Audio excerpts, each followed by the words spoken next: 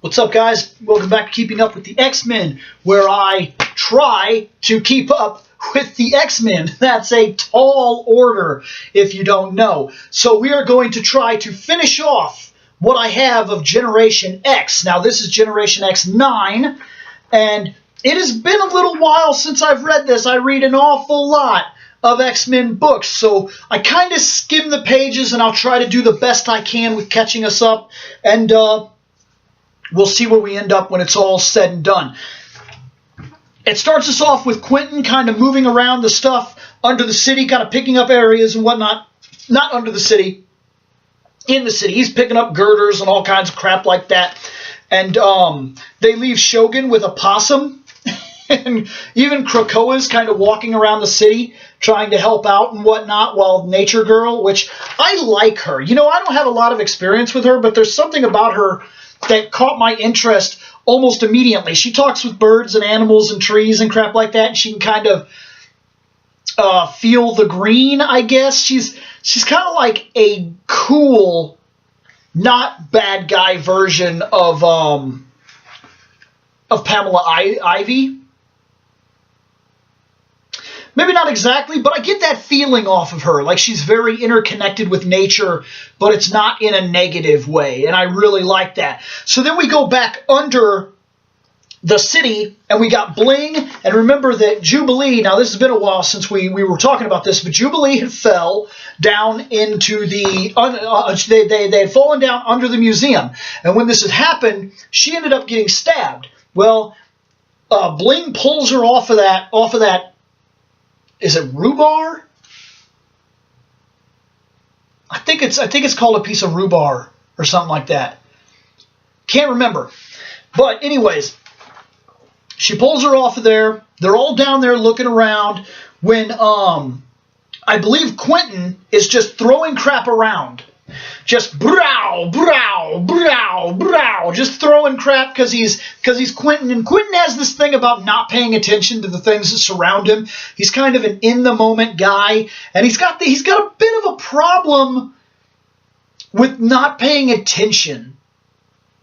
He's I don't know if I would call him self-centered. There is a little bit of self-centeredness to the idea. I don't think he means to do it. It's just like an in-wired part of his personality. He doesn't think before he does things, and he accidentally trapped one of the other X-Men under rubble. And the X-Men that he trapped under rubble, if I remember right, is I think it's Hindsight that got trapped under the rubble. He's the dude with the gloves and everything. So they finally find him while they're dealing with all this crisis and whatnot, and he's kind of messed up. His head's bleeding, and he's coughing and everything. He's kind of messed up, and Ben goes over there, tries to wipe the blood off his head and everything. They're talking to him, and they decide that he's going to go back to the mansion. Quentin throws a fit, basically, because everybody kind of got on his case for what happened. And at this time, Guy reveals that lately he's been developing a strange ability. He is able to see through things. He's like skin, clothes, structures. He's like, I'm not doing it on purpose, mind you. It's just sort of starting to happen. And they're like, well, we're going to use that. We'll help you develop this later, but we're going to use that. Now, underground, we come across all those Morlocks and everything that were being killed. I'm trying to remember.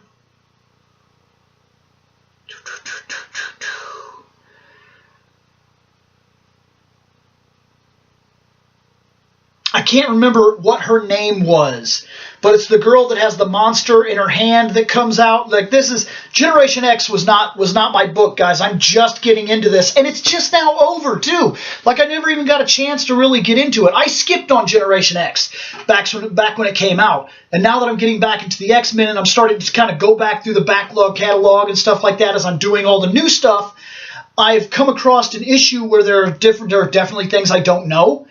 And this was a good thing, and it's over. Generation X is over. It's got like this book, the next one, and a couple more, like 2 or 3 more, and it's done. And I don't understand why they went through the trouble to bring back the legacy numbering if they were just dropping the book. But anyways, they get down there where the people were being killed on the train, where they were being drained on the train. And Blink, she starts to, Bling, I'm sorry, Blink.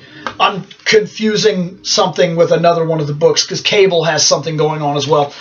But they find all this stuff down there. There's all these dead people and everything. And then it goes up and it shows you that that girl is watching them.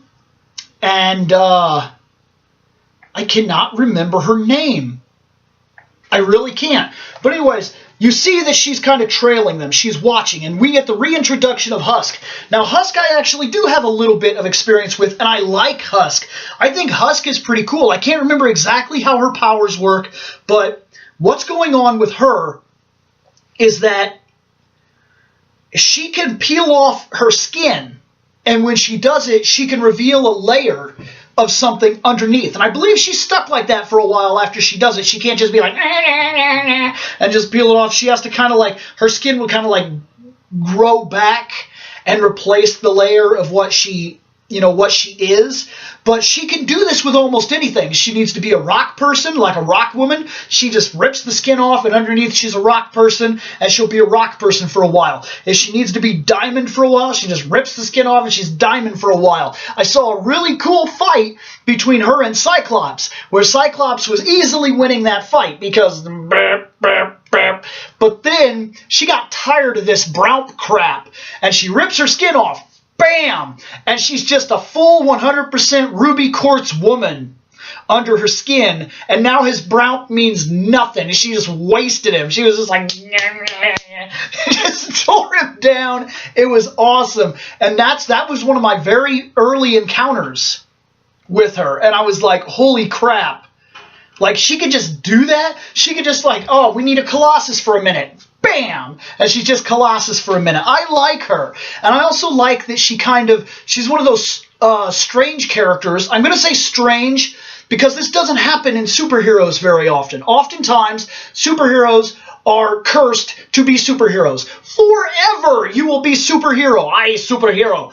And you never get away from it. She kind of did. She became a psychiatrist. She got an actual profession. She gets paid as a doctor. She's in society. She is what Xavier's dream was about. We need to know how to use these powers, almost at a militaristic level. It may not be great, but everybody, no matter how stupid your power is, you need to be in shape.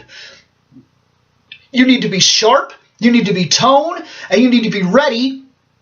And you need to be trained in the use of your power in both simplistic and even a slight militaristic operation of your powers.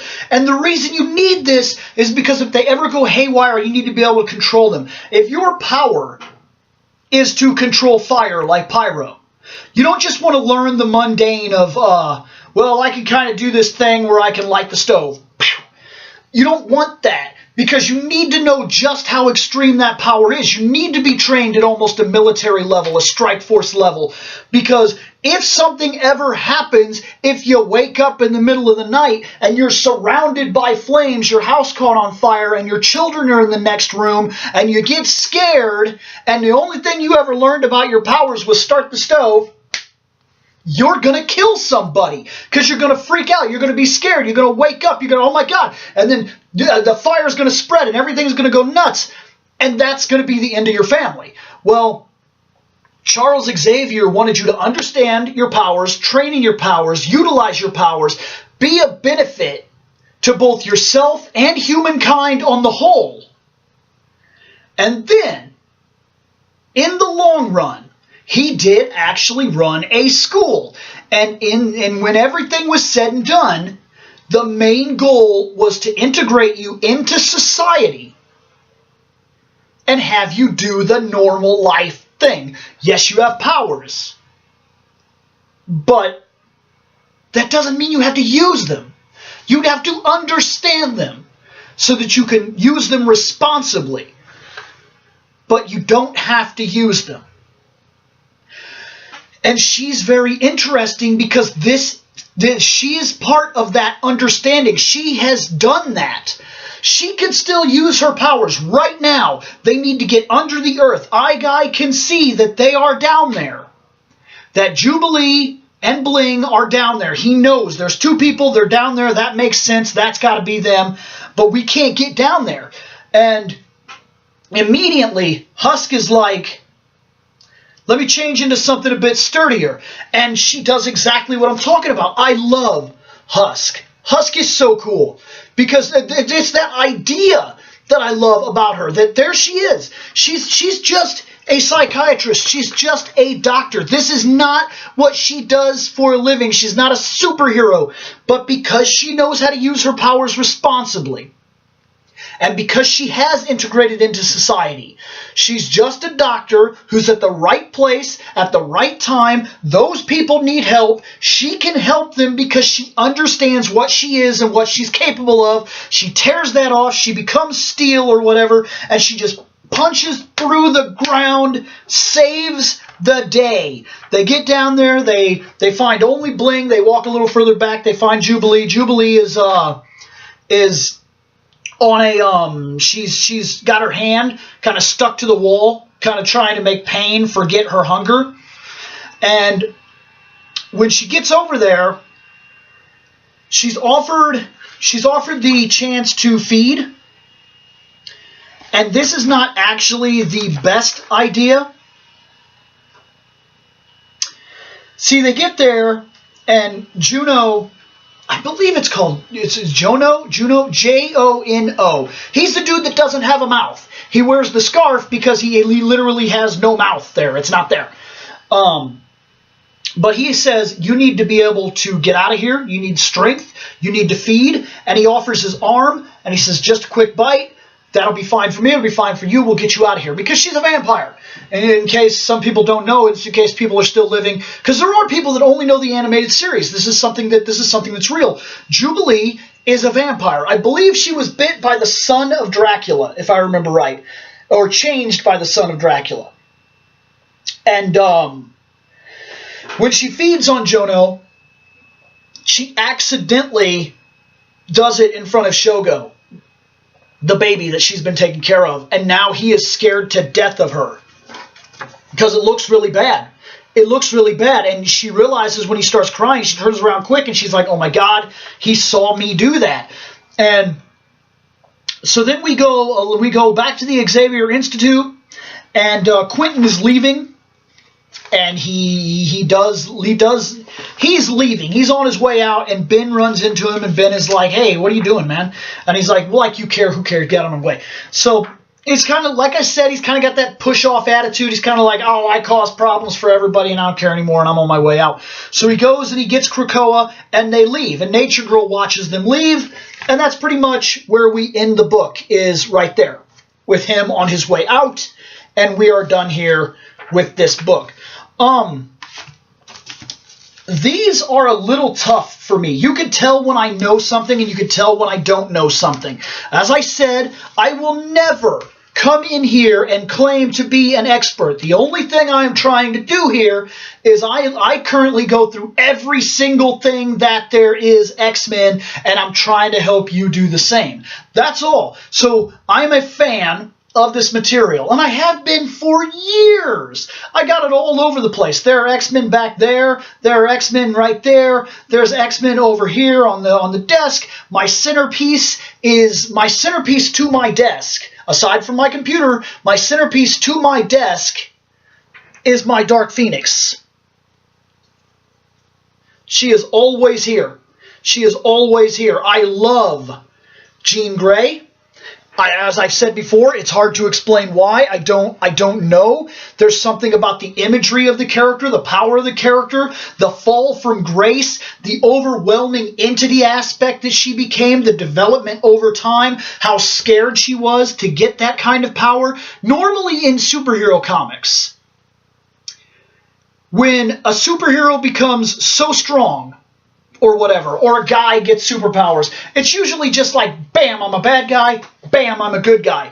But she walked this middle line where you started to see that she was just a person, and she wasn't necessarily always 100% agreeing with what they had to do or what they did do. Because there are times that you could say, well, maybe Magneto is right and different things like that. And that was something that led into X-Men overall that made me like X-Men. But then at the same time with Jean Grey, when she got that power, when she received godlike power, and I realized that because of retconning and things like that, it actually was not Jean Grey and yada yada, and we won't get into that. What I find interesting is that she was corrupted by that power, and it shows a darkness. We all have this. We all have this ability, this scary ability to cut through what keeps us human or humane and be dark, be vicious. We can give in to greed. We can give in to lust. We can give in to power. We are not perfect people. And she wasn't either. And it was one of the first times ever that I saw a legitimate flaw where this power took her over. She could not fight it. Her darker side was stronger than what she was, and she did horrible things. And it's not just the Dark Phoenix. It's not just the Dark Phoenix. Later, we will get young Jean in the all-new X-Men, and she will do very questionable things at times. She will hurt people. She will invade people's minds. She will attack. She will leave people comatose. She will overuse her powers. She will make unjustified, irrational 16-year-old decisions. And this is something that I like. It's something that's very human. It's something that's very flawed. And it makes her a real person. And that is something that I just love about that character in general. And then to take her from the biggest joke on the team. She was a joke. Like, she's fighting the Vanisher, and the Vanisher is like, I teleport everywhere. And she's like, I got his briefcase. And then he teleports in front of her, and he's like, gas gun. And he just disappears and takes his case back. And then, like, during battles, I'm talking early X-Men, like read the first 6 books and see how useless she was. There are times that she would come down, and there would be like, Beast would hop on like 8 guys, bam, bam, bam, bam, bam, and then Cyclops would be like, bam, and take out the ground, and like 6 guys would fall in a hole. Iceman would ice 12 dudes, and then Angel would fly down and be like, punch, a punch, a punch, a punch, and take out like 6 guys in a row on each side, and then 2 guys would come up with guns, and she'd take their guns. Boop. That's it. She couldn't take out the bad guys. She'd take their guns. Boop, bah, rip them out of their hands. They'd be like, oh, she got our guns. Then Cyclops come over. I got them for you, baby. And then he'd go on. Like, I hated that. I hated that. She was pointless. Then you take her from that spot. She is the weakest, nearly most insignificant character ever created in the history of X-Men, especially at that point. Especially at that point, there were villains that had more credibility than she did. And then, you bring the Phoenix in. You take her from the weakest on the team to the most powerful thing the X-Men have ever and will ever deal with. Holy crap. Like, that is extreme. And it changes everything about her because it shows you that human aspect. They say absolute power corrupts, absolutely. And we see that because she went from, like, lifting a ball in the danger room, and then she'd be like, oh my God, the ball is heavy. And she'd put it down, she'd get a nosebleed and be like, I'm out for the whole book. And then, all of a sudden, she could fight the entire X-Men in the blink of an eye and take them out. Bam, bam, bam, bam, bam. And then she flies off into the galaxy, eats a sun, and destroys an entire solar system like, what? That changes the ball game so severely, and it changed everything that she was. And then when we come back around, and you see things like Generation X, where I don't have a lot of experience, you could tell when I do have and when I don't have experience. And that's, I don't know how I ended off in a Jean Grey tangent. I guess it's just because I love the character. I love the chance to talk about her. But I will be back to talk about Generation X 85. Yes, we're going from 9 to 85. Later on, guys. Oh, you are now all caught up. You're not really, but you are now all caught up because it's my catchphrase with Generation X. See you later.